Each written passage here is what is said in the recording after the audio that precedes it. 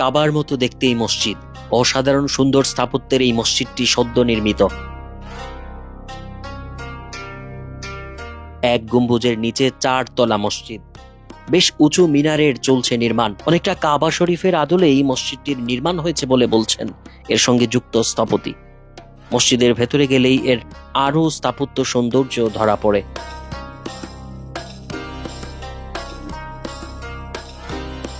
দিনের আলো এসে মসজিদের 4 দিক থেকে ঢুকতে পারে। 4 তলা এই মসজিদে একসঙ্গে নামাজ পড়তে পারেন 10,000-এর বেশি মুসল্লি। ঢাকাকে বলা হয় মসজিদের নগরী।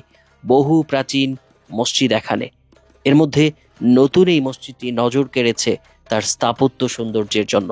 ইউনাইটেড গ্রুপ এই মসজিদটির নির্মাতা। এই মসজিদে 105টি গাড়ি পার্কিং ব্যবস্থা রয়েছে। ডান দিকে ফোয়ারার মতো সুদৃশ্য স্থাপনা দেখা যাচ্ছে। প্রবেশ মুখেই দেখা মেলে সুউচ্চ ভবন কাঠামোর নমুনা। এই প্রার্থনা বা নামাজের ঘরটির নাম মসজিদ আল মোস্তফা।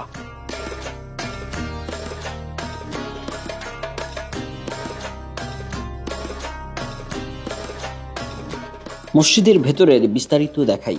মসজিদের ভেতরটা অনেক প্রশস্ত, উপরে অনেক উঁচু এবং দৃষ্টিনন্দন স্থাপত্য কাঠামো। সারাদিন এই মসজিদে কোনো লাইট না জ্বললেও দিনের আলো এসে অনায়াসে ঢুকতে পারে সেই ব্যবস্থা দেখা যাচ্ছে।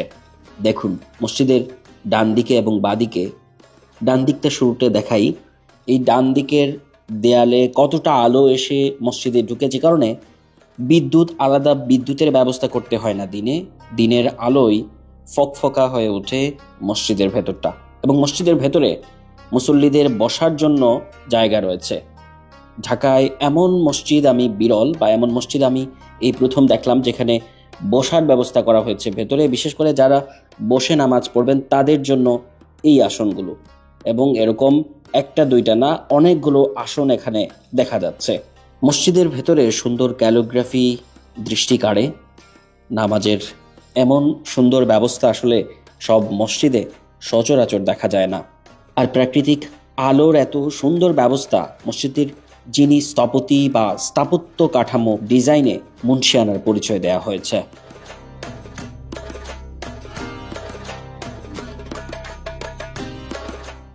প্রথম 2-3 কাতারের মধ্যেই মুসল্লিদের বসার জায়গার ব্যবস্থা করা হয়েছে। মসজিদের ভেতরে বসার জায়গায় প্রথম এমন সুন্দরভাবে দেখা গেল, যেটা এর আগে আসলে দেখা যায়নি। দেখুন, যারা দাঁড়িয়ে নামাজ পড়তে অক্ষম তাদের জন্য এটা বেশ সুবিধার। তবে শুক্রবারে মসজিদের অন্যান্য অঙ্গনগুলো খুলে দেওয়া হয়, যেমন এ ধরনের ফ্লোরগুলো খুলে দেওয়া হয়, যে কারণে হাজার হাজার মানুষ শুক্রবার এই মসজিদে নামাজে অংশ নিতে পারেন। এবং আরও বহু মানুষের নামাজের বা বসার সংকুলান রয়েছে এখানে। 4টি তলা জুড়ে মানুষ এখানে নামাজ আদায় করতে পারেন। এটা মসজিদের দ্বিতীয় অংশ, অর্থাৎ বাইরের অংশ। মূল অংশে 5 ওয়াক্ত নামাজ এবং শুক্রবার এই অংশটিও খুলে দেয়া হয়। আর এই অংশটা মসজিদের গম্বুজের ঠিক নিচের অংশ।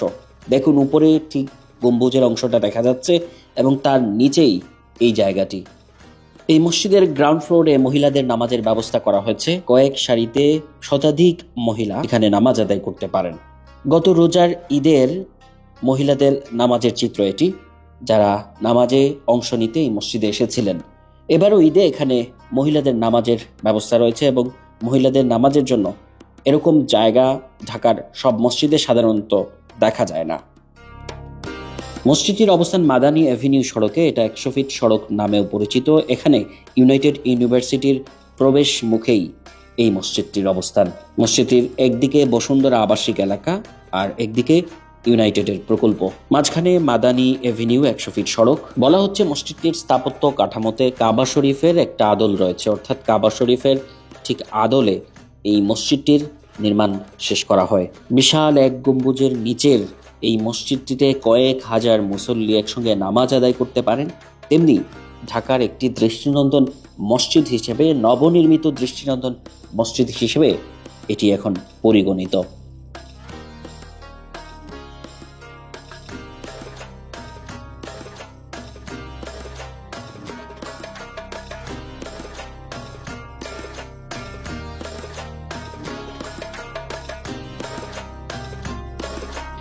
ঢাকায় যে কয়েকটি দৃষ্টিনন্দন মসজিদ দেখা যায়, এই মসজিদটি তার মধ্যে অন্যতম। নবনির্মিত হলেও ভেতরে মসজিদে নামাজের যেরকম সাজসজ্জা এবং স্থাপত্য কাঠামো, সব মিলিয়ে মসজিদটি বেশ দৃষ্টিনন্দন এবং অনিন্দ্য সুন্দর একটি স্থাপত্য। এই মসজিদে এখন 5 ওয়াক্তি নামাজ অনুষ্ঠিত হয় এবং জুম্মার নামাজেও বহু মানুষ অংশ নেন এবং বড় দুটি ঈদের জামাত অনুষ্ঠিত হয়। মহিলাদের নামাজেরও ব্যবস্থা আন্ডারগ্রাউন্ড ফ্লোরে। একই সঙ্গে বহু গাড়ির পার্কিং ব্যবস্থা রয়েছে, যে কারণে দূর দূরান্ত থেকে এখানে এসে মানুষ নামাজ আদায় করতে পারেন। এই 100 ফিট এলাকায় নতুন করে অনেকগুলো স্থাপত্য হচ্ছে, বসতি হচ্ছে, যে কারণে এখানে আরো মসজিদ দেখা যাচ্ছে। যেমন বসুন্ধরা আবাসিক এলাকার দিকে এই দিকে যে একটা গেট আছে, সেই গেট ধরে আরো অর্ধ কিলোমিটার এগুলোই আরো একটি সুন্দর মসজিদ দেখা যায়, যেটি এখনো নির্মাণ চলছে। এই মসজিদটি আরেকটি সুন্দর স্থাপত্যের মসজিদ হতে যাচ্ছে। দেখুন মসজিদটি বসুন্ধরা আবাসিক এলাকার ভেতরে, আর এই দুই মসজিদের দূরত্ব মাত্র 1 কিলোমিটারের মধ্যে।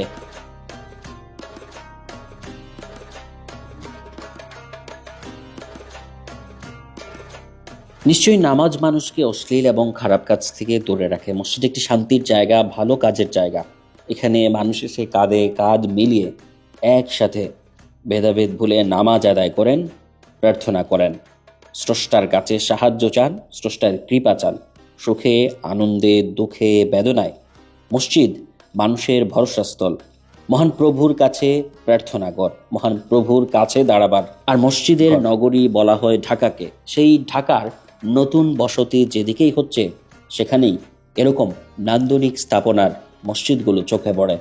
দর্শক, আপনারা দেখছেন মসজিদ আল মোস্তফা, ঢাকার 100 ফিটে, নতুন বাজার থেকে প্রায় 3 কিলোমিটার দূরে মাদানী অ্যাভিনিউ রুটে, যেখানে ইউনাইটেড ইউনিভার্সিটি রয়েছে। একদিকে বসুন্ধরা আবাসিক এলাকা, অন্যদিকে ইউনাইটেডের প্রকল্প, এবং এই মসজিদের সামনে দিয়ে ইউনাইটেড ইউনিভার্সিটির রাস্তা। এই ভিডিওতেই দেখা যাচ্ছে, দেখুন মসজিদের ঠিক সামনে বহুতল এই বিশ্ববিদ্যালয় এবং আশপাশে ইউনাইটেডের প্রকল্প, মাঝখান দিয়ে যে রাস্তা গিয়েছে বাড্ডা বেড়াই এলাকার দিকে। এরকম একটা গুরুত্বপূর্ণ পয়েন্ট এলাকায় এই মসজিদটি হলো, এবং এখানে অধুনা অনেক বসতি গড়ে উঠছে, অনেক প্রতিষ্ঠান, শিক্ষা প্রতিষ্ঠান এবং নানা ধরনের প্রতিষ্ঠান গড়ে উঠছে। ঠিক এর পাশেই বিস্তৃত হচ্ছে বসুন্ধরা আবাসিক এলাকা। এক সময়ের ডোবা এই এলাকাটি এখন আবাসিক প্রকল্প। এখানে গড়ে উঠছে নানা বিলাসবহুল বাড়িঘর, রাস্তা নির্মাণ হচ্ছে। একই সঙ্গে এই রকম স্থাপত্য সৌন্দর্যের মসজিদ নির্মাণও দেখা যাচ্ছে। বসুন্ধরা আবাসিক এলাকার ভেতরে নতুন একটি মসজিদ এটি, এবং এই দুই মসজিদের দূরত্ব যেমনটি বলেছি 1 কিলোমিটারের মধ্যে, এবং দুটি স্থাপত্য সৌন্দর্যে আলাদা নজর কাটছে। খুব শীঘ্রই বসুন্ধরা আবাসিক এলাকার ভেতরেও এই মসজিদটির উদ্বোধন হবে। মসজিদ আল মোস্তফার ভেতরের অংশটা আবারও দেখাই। মূল অঙ্গনের বাইরে, মূল পর্ষণের বাইরের যে পর্ষণটি, যেটি শুক্রবারের নামাজ পড়ার জন্য বা মুসল্লিদের বড় ধরনের গ্যাদারিং হলে যে ফ্লোরগুলো খুলে দেওয়া হবে, সামনের সেই অংশটি দেখা যাচ্ছে। এটি গম্বুজের ঠিক নিচের অংশ। 4টা ফ্লোর এখানে দেখা যাচ্ছে, যে 4টা ফ্লোরে হাজার হাজার মুসল্লি এখানে নামাজ আদায় করতে পারবেন, এবং এটি সামনের অংশ মসজিদটির। আমরা এখন দেখছি মসজিদ আল মোস্তফার প্রবেশ পথটি। প্রবেশ পথের যে সামনের যে অংশটি প্রথম দেখায়, এই মসজিদ কাঠামোর যে অংশটি আপনি দেখবেন, অর্থাৎ এই মসজিদটির প্রবেশ পথ। সামনে প্রশস্ত জায়গা রাখা হয়েছে। একই সঙ্গে গাড়ি পার্কিংয়ের জন্য এই মসজিদের আন্ডারগ্রাউন্ড ফ্লোরে জায়গা রাখা হয়েছে। মসজিদটির দিকে এগিয়ে যাচ্ছি।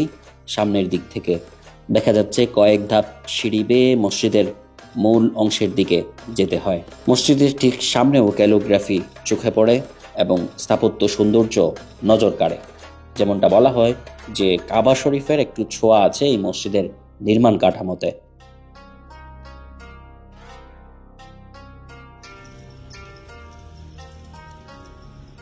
আর মসজিদটির একেবারে মূল যে অংশ, যেখানে 5 ওয়াক্ত নামাজ হয়, সেই জায়গা, সেই মুসল্লিদের লাইন এটি, এবং প্রতিটি লাইনের সঙ্গেই দেখা যাচ্ছে বসে নামাজ পড়ার জন্য বা বসে থাকার জন্য এ ধরনের আসন ব্যবস্থা রাখা হয়েছে। ঢাকায় কোনো মসজিদে চেয়ারের বদলে এরকম স্থায়ী বসার আসন এই প্রথম দেখা গেল।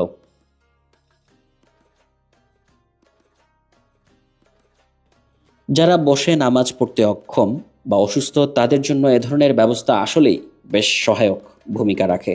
এছাড়া আবারও যদি মসজিদের অন্যান্য অংশ দেখাই তাহলে দেখা যাবে মসজিদের এই মূল নামাজ পড়ার অংশ ছাড়াও জুম্মাবারের জন্য, শুক্রবারের জন্য বা বড় ধরনের মুসল্লিদের গ্যাদারিং এর জন্য বাইরে আলাদা স্পেস রয়েছে, যে কারণে মসজিদে বহু লোক নামাজ আদায় করতে পারে। এ ধরনের এক ফ্লোর থেকে আরেক ফ্লোরে যাওয়ার জন্য লিফটের ব্যবস্থা করা হয়েছে।